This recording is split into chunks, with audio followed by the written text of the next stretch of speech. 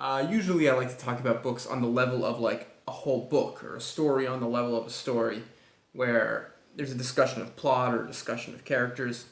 But for this experiment, I want to just try taking some of my favorite quotes, my favorite passages from the book, The Brothers Karamazov, and just looking at it, at that individual excerpt, and talking about that individual excerpt, and sort of seeing what happens. I have many excerpts from this book that I love, and so I could see this going on for quite a few installments if it's successful. If it's not successful, I could see this just being an experiment that fails and not continuing. One of my favorite books of all time is The Brothers Karamazov by Fyodor Dostoevsky. This is a book that I've read many times, that I've revisited and revisited, and there are certain parts, certain quotes that I keep returning to, I keep thinking about. The book opens right at the beginning of the book, in the first few pages, with two quotes that I think about a lot, that I think are super startling, and just grab the reader and say something very useful and very compelling about what this book, The Brothers Karamazov, is all about. And so let's just look at those two quotes. In the beginning of the book, we're learning about Fyodor Karamazov. And we're told, the narrator of the book tells us, that Fyodor Karamazov's first wife was a woman named Adelaide, and that she came from a very, very respectable family, and she was a very respectable woman. He says, quote, he describes her as being beautiful and vigorous and intelligent.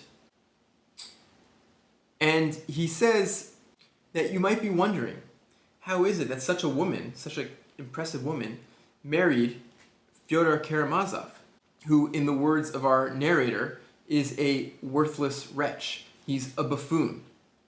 And so the narrator says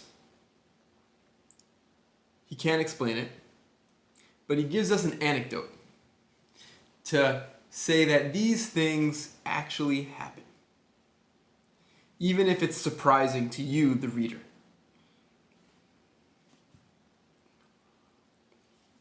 Quote, I knew a young lady of the last romantic generation who, after some years of a strange passion for a gentleman whom she might easily have married at any moment, invented countless obstacles to their union, and ended by throwing herself one stormy night into a deep river from a high bank, almost a precipice. And so she died entirely to satisfy her own whim, and to be like Shakespeare's Ophelia. And so this is an anecdote of a woman who commits suicide on a whim, to be like Shakespeare's Ophelia. It's irrational. It's violent. It's grotesque in a way. Maybe it's tragic. But there is no better symbol for the characters that Fyodor Dostoevsky is going to create and write about in this book than that character, than that absurd, suicidal, self-destructive character. This woman decides to commit suicide. And why? To be like Shakespeare's Ophelia. She's driven by this aesthetic sense, this sense of the dramatic, by an affinity towards a fictional character. And the message of these paragraphs in the very opening of this book, and the message of the book as a whole, is that this is real life. Human beings do that. Human beings are not rational in the way that you or I might want human beings to be. Human beings have instincts which are incomprehensible, inexplicable. Freud saw the death drive as being very beautifully expressed in this book. Our narrator continues, if this precipice, a chosen and favorite spot of hers, had been less picturesque, if there had been a prosaic flat bank in its place, most likely the suicide would never have taken place. End quote. If you're looking for rationality, for reasonable behaviors, you will not find it here. The human beings that Dostoevsky creates and deals with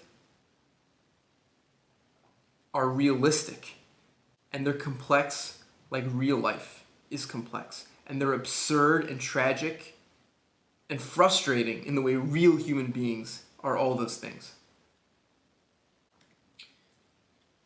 If I try to make a list in my head of some of the more popular books that I've read, or just a list in my head of just fiction books that I've read and I've enjoyed, and I ask myself, how often do you find characters that act in absurd kind of ways, that court death for no reason, that behave in ways that seem self-destructive and inexplicable? And the answer, at least for me, is rarely. And I think what Dostoevsky is trying to say is that that's an oversight. That's a mistake. Real human beings are infinitely complex and absurd. In this very same first chapter, just a few pages later, in the very beginning of this book, we have another quote, also about the same relationship between Adelaide and Fyodor Karamazov. The narrator tells us that Adelaide would beat her husband. They got in frequent fights. Eventually she runs away from her husband. And then she dies of typhus. And then the narrator tells us of when Fyodor Karamazov hears of her death.